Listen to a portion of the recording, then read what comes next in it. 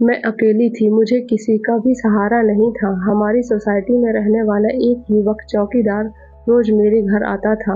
मैं जो भी काम कहती वह बड़े ध्यान से करता। कभी किराने की दुकान से सामान लाकर देता, तो कभी हफ्ते में हरी सब्जियां लेकर आता।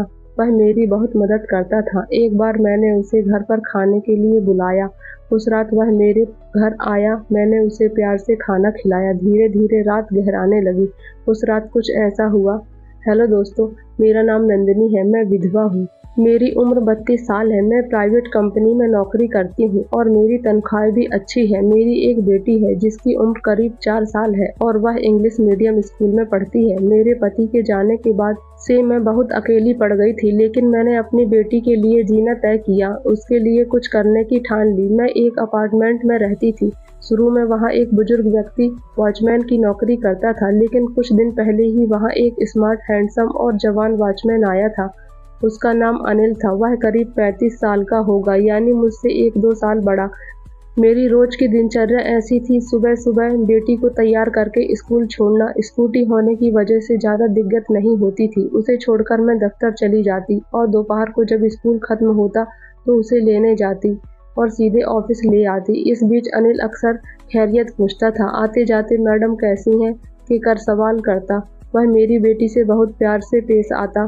कभी उसे टॉफी देता, कभी उसके साथ खेलता। कई बार मेरे पास किसी चीज़ की कमी होती और मैं बाजार से सब्जी या राशन नहीं ला पाती तो अनिल को ही कह देती। मैं उसे स्कूटर की चाबी देकर भेज देती और वो हमेशा मुस्कुराते हुए हंसी मजाक करते मेरा काम करके ले आता। उसका स्वभाव बेहद सादा, ईमानदार और मददगार था। मैं दूसरी मंजिल पर एक 1 BHK फ्लैट में अपनी बेटी के साथ रहती थी। एक दिन दोपहर के करीब 3 बजे मैंने अनिल को राशन लेने भेजा। वह सामान लेकर आया और घर के अंदर रख कर जाने लगा। मैंने उसे 100 रुपये देना चाहा, लेकिन उसने टिप के पैसे लेने से इनकार कर दिए। मैंने उससे कहा, तुम मेरा इतना काम करते हो और पैसे भी नहीं लेते, तो कम से कम एक कप चाय तो पीनी ही पड़ेगी। वह मना कर रहा था, लेकिन मैं किचन में जाकर चाय बनाने लगी। मेरी बेटी हॉल में बैठकर खेल रही थी और अनिल से बात भी कर रही थी। थोड़ी देर में मैं चाय लेकर आई और हम तीनों साथ बैठे। मेरे और अनिल के बीच में मेरी बेटी थी। चाय पीने के बाद मैं कप अंदर रखने चली गई। इतने में अनिल हंसते हुए मेरी बेटी से पूछ रहा था, बेटा तुम्हारे पापा कहाँ हैं? और मेरी बेटी सिमट कर बोली, वो तो भगवान के घर चले गए। ये शब्द सुनते ही मैं वहीं ठिठक गई। मेरी आंखें नम हो गई। अनिल थोड़ा सकपका गया और बोला, सॉरी, मेरा मेरा ऐसा मतलब नहीं था। मुझे आपके बारे में कुछ पता नहीं था। मैंने धीमे स्वर में कहा, सॉरी मत कहो, इसमें तुम्हारी कोई गलती नहीं है। फिर अनिल कुछ चुप रहा और बोला, मैडम आखिर आपके जीवन में क्या हुआ था कि आप इस समय। मैंने उसकी ओर देखा और आंखों से आंसू टपक रहे थे। धीरे धीरे मैंने बोलना शुरू किया। मेरी शादी 6-7 साल पहले जय नाम के युवक से हुई थी। हमारा जीवन बहुत खुशी चल रही थी।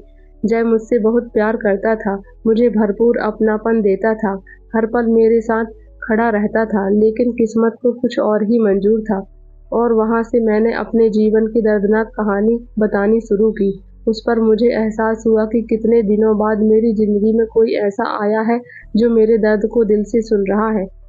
मेरे दिल में जो भी सारी वेदनाएं शब्दों में बाहर निकलने लगी और मेरी आंखों से आंसुओं के साथ एक अजीब सी राहत भी मिलने लगी। हमारा जीवन बहुत अच्छे से चल रहा था, लेकिन शादी के कुछ साल बाद मेरे पति जय को किडनी की समस्या शुरू हो गई। अच्छा भला चल रहा मेरा संसार अचानक दर्द से भर गया। उसी समय मैं गर्भवती थी। कुछ महीनों बाद मैं एक सुंदर बच्ची को जन्म दिया और उस पल मैं और जय दोनों बेहद खुश थे। लेकिन डॉक्टर ने बताया कि जय की किडनियां खराब हो चुकी हैं और इलाज के बावजूद कुछ ही दिनों में वे पूरी तरह से जवाब दे गई। अंततः मेरी आंखों के सामने मेरा जय मुझे छोड़कर चला गया और मेरे जीवन पर दुखों का पहाड़ टूट पड़ा। मैं विधवा हो गई। मेरी बच्ची बाप की छाया के बिना अनाथ हो गई और मुझे समझ नहीं आ रहा था कि अब मैं क्या करूं। तभी मैंने ठान लिया कि अब मुझे अपनी बेटी के लिए जीना है, उसके लिए कुछ बनकर दिखाना है। यह सुनकर अनिल बहुत भावुक हो गया और बोला, मैडम आपका कोई भी काम हो आप मुझे बताइए, मैं बिना किसी झिझक के वह करूँगा और उसके लिए मुझे पैसे भी नहीं चाहिए। मैं आपका अपना मानकर आपकी हर मदद करूँगा। उसके इन शब्दों में मुझे कुछ ताकत मिली। धीरे धीरे अनिल बदलने लगा। वह मेरे कहे बिना ही घर के सारे काम करने लगा। एक बार मैं ऑफिस से लौटी तो देखा कि मेरी बेटी खेल रही थी। लेकिन अचानक उसे बुखार आ गया। मैं उसका होमवर्क ले रही थी। जब मैंने उसके शरीर को छुआ तो महसूस हुआ कि बुखार तेज है। मैंने उसे दवा दी और खाना खिलाकर हम दोनों सो गए। रात गहराती गई और जब 12:30 बजे मैंने दोबारा देखा तो उसका तापमान बहुत बढ़ चुका था। मैंने उसे उठाने की कोशिश की लेकिन वह गहरी नींद में थी, होश में नहीं थी। मैं घबरा गई। मैंने पड़ोस के 2-3 फ्लैट वालों को फ़ोन किया लेकिन किसी ने फ़ोन नहीं उठाया। मैं रोने लगी क्योंकि एक अकेली औरत होने के नाते आधी रात को अस्पताल जाना मेरे लिए असंभव था। उसी समय मुझे अनिल की याद आई। वह हमेशा मेरी मदद करता था। मैंने उसे फ़ोन किया और उसने पहले ही घंटी पर फ़ोन उठा लिया। मेरी आवाज़ काँप रही थी लेकिन फिर भी मैंने कहा कि मेरी बेटी को बुखार से बेहोशी आ गई है और मुझे तुरंत उसे अस्पताल ले जाना है। वह तुरंत आ गया, मुझे संभाला और बोला, मैडम आप चिंता मत कीजिए, मैं हूँ ना, चलिए हम दोनों चलते हैं। मैंने अपनी बेटी को उठाया, कुछ पैसे लिए और हम उसकी स्कूटी पर बैठकर अस्पताल की ओर निकल पड़े। रात करीब 1 बजे हम अस्पताल पहुँचे, डॉक्टर को उठाया और इलाज शुरू किया। 1.5 घंटे बाद मेरी बेटी को होश आ गया। मेरा दिल शांत हो गया और आंखों से आंसू बहे, लेकिन इस बार वे आंसू राहत के थे। उस रात अनिल अस्पताल में ही रुका और जैसे ही सुबह हुई बिल्डिंग में अपनी ड्यूटी पर चला गया। सुबह 9 बजे मैंने देखा वह घर का बना खाना साथ लेकर आया। वह बहुत प्यार से बनाया हुआ खाना था। मुझे महसूस हुआ कि यह इंसान सिर्फ वॉचमैन नहीं बल्कि मेरी ज़िंदगी में ऐसा कोई है जो अपना बनकर खड़ा है। मैंने उससे पूछा, यह खाना तुमने बनाया है? वह हल्के से मुस्कुराया और बोला, मैडम मैंने खुद अपने हाथों से बनाया है। उस पल मेरे दिल में उसके लिए एक अलग ही अपनापन पैदा हुआ। कौन है ये मेरा, और इसका कोई रिश्ता ना होते हुए भी वह हमारे लिए घर के सदस्य की तरह देखभाल कर रहा था। बेटी के ठीक हो जाने के बाद भी उसने खुद खाना बनाकर लाकर दिया, वह भी पूरे मन से। शाम को स्कूटी लेकर मुझे और मेरी बेटी को अस्पताल से लाने गया। डॉक्टर से बात करके उसने बिल भी कम करा दिया और हमें घर के कमरे तक छोड़ा। उसके इस स्वभाव को देखकर मैं दंग रह गई। आज तक मैंने अपनी ज़िंदगी में इतना ईमानदार और इतना साफ दिल इंसान कभी नहीं देखा था। मेरी परिस्थितियों का फ़ायदा उठाना अनिल के लिए बहुत आसान था, लेकिन उसने कभी ऐसा नहीं किया, बल्कि उल्टा वह हर बार मेरी मदद के लिए दौड़कर आया, मानो वह मेरा ही कोई अपना हो। उस रात मुझे नींद नहीं आई। मेरे दिमाग में बस अनिल ही घूम रहा था। वह मुझे सचमुच अच्छा लगने लगा था। मैं सोचने लगी, अगर ऐसा इंसान मेरी ज़िंदगी में आया तो मेरा जीवन सच में बदल जाएगा। मुझे सहारा मिलेगा, सुरक्षा मिलेगी। फिर एक दिन मैंने तय किया कि उसे खाने पर बुलाना है। ऑफिस जाते समय मैंने उससे कहा, इस रविवार तुम मेरे घर खाने पर आओ। शुरू में वह मना कर रहा था, लेकिन मेरे बार-बार कहने पर उसने हामी भर दी। रविवार की छुट्टी थी, बेटी की भी स्कूल से छुट्टी थी। सुबह मैं आराम से थी, लेकिन दिल में हल्की सी उत्सुकता थी क्योंकि आज शाम को मुझे उसके लिए कुछ खाना खास बनाना था। दोपहर तक मैंने आराम किया और फिर उसके लिए स्वादिष्ट खाना बनाने में लग गई। 7:30 बजे अचानक डोरबेल बजी। मैंने दरवाज़ा खोला, सामने अनिल खड़ा था। आज वह बहुत सलीके से तैयार था और काफ़ी अच्छा लग रहा था। मैंने पहली बार उसकी आंखों में आंखें डाली और उसने भी उसी तरह मेरी ओर देखा। मैंने उसे अंदर बुलाया, पानी का गिलास दिया और खाना परोसना शुरू किया। मेरी बेटी खाकर सो चुकी थी और हम दोनों टेबल पर बैठ गए। खाना खाते खाते हमारी बहुत सारी बातें हुई और मुझे उसमें एक अपनापन देने वाला इंसान दिखने लगा। खाना खत्म होने पर उसने मन से तारीफ की, मैडम बहुत दिनों बाद आज घर का दिल को छू लेने वाला खाना खाया। उसके इन शब्दों से मेरा मन खुशी से भर गया। खाने के बाद हम बैठकर बातें करने लगे। मुझे उसके बारे में और जानना था। मैंने पूछा, अनिल मैं तुम्हें कई दिनों से देख रही हूँ, तुम हमेशा अकेले रहते हो, तुम्हारी शादी नहीं हुई क्या? तुम्हारी उम्र कितनी है? वह कुछ देर चुप रहा और फिर बोला, मैडम मेरी शादी नहीं हुई। सच कहूँ तो मैं पूरी तरह अकेला हूँ। मेरे पीछे कोई नहीं है, मैं अनाथ हूँ और अब मेरी उम्र 35 साल हो गई है। उसका जवाब सुनकर मैं चुप हो गई और सोचने लगी, इतना अच्छा साफ दिल इंसान और इसकी जिंदगी में कोई नहीं।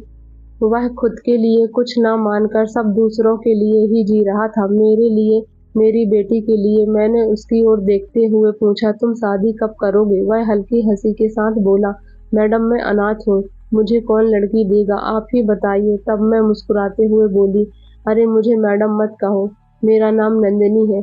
तुम मुझे नंदिनी कहकर पुकार सकते हो। उसकी आंखों में उस पल एक अलग ही चमक थी और मेरे दिल में भी एक अनोखा भाव था, लेकिन वह मानने को तैयार नहीं था और मुझे लगा कि आज ही वह पल है जिसे मुझे खोना नहीं चाहिए। मैंने धीरे से उसका हाथ अपने हाथ में लिया और नरम आवाज में कहा, अनिल, मुझे तुमसे बहुत जरूरी बात करनी है।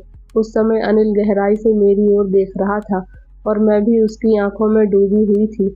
हमारी आंखें मिली तो लगा जैसे उसमें से हजारों भावनाएं बह रही हों। मैंने आगे कहा, अनिल, जैसे मेरे पति मेरी देखभाल करते थे, वैसे ही तुम मेरी देखभाल करते हो। मेरी बेटी को देखते हो, उसके साथ खेलते हो, स्कूल ले जाते हो, मेरे लिए बाजार और जरूरी काम करते हो। इतना ईमानदार, इतना साफ दिल और सहारा देने वाला इंसान मैंने अपनी जिंदगी में कभी नहीं देखा। सच बताऊं तो मुझे तुम बहुत अच्छे लगने लगे हो और मुझे तुमसे सच्चा प्यार हो गया है। अनिल, क्या तुम मुझसे शादी करोगे? मेरे इन शब्दों को सुनकर अनिल की आंखें भर आईं। उन आंसुओं में मैंने उसके दिल की गहराई से निकली भावनाएं और उसका सच्चा प्रेम साफ-साफ देख लिया। उसने धीरे से अपना दूसरा हाथ मेरे हाथ पर रखा और मुझे यह महसूस हुआ कि उसके दिल में भी वही भावनाएं हैं जो मेरे दिल में थी। उस क्षण मैंने उसे कसकर गले से लगा लिया और मेरी आंखें भर आई। आंसू रुक नहीं रहे थे। उसने बड़े प्यार से मेरे गालों पर बहते हुए आंसू पोंछे और मेरे गुलाबी होठों पर एक हल्का सा बेहद कोमल चुम्बन लिया और उस पल हमारे बीच किसी शब्द की जरूरत नहीं रह गई थी। सिर्फ भावनाएं थी जो दिल को गहराई से छू रही थी। हम दोनों पूरी तरह से एक दूसरे के प्रेम में डूब गए थे। हमारे दिलों में एक अनोखी खुशी और एक अलग सी शांति का एहसास था। अनिल ने मुझे अपनी बाहों में भरकर कहा, मैं तुम्हारी बेटी को अपनी ही बेटी की तरह प्यार दूंगा, तुम दोनों पर अपनी जान लुटा दूंगा। उसके इन शब्दों ने मेरे दिल में अद्भुत शांति और सुरक्षा का भाव जगाया।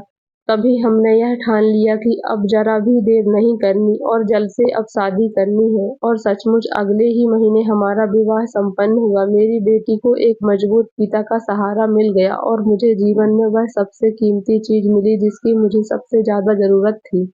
एक ईमानदार, देखभाल करने वाला जीवन साथी। आज हम तीनों मिलकर एक ही परिवार की तरह रहते हैं, हंसते खेलते सुख शांति के साथ। और मेरी जिंदगी में यह पहली बार हुआ कि मैं इतनी खुश हूँ।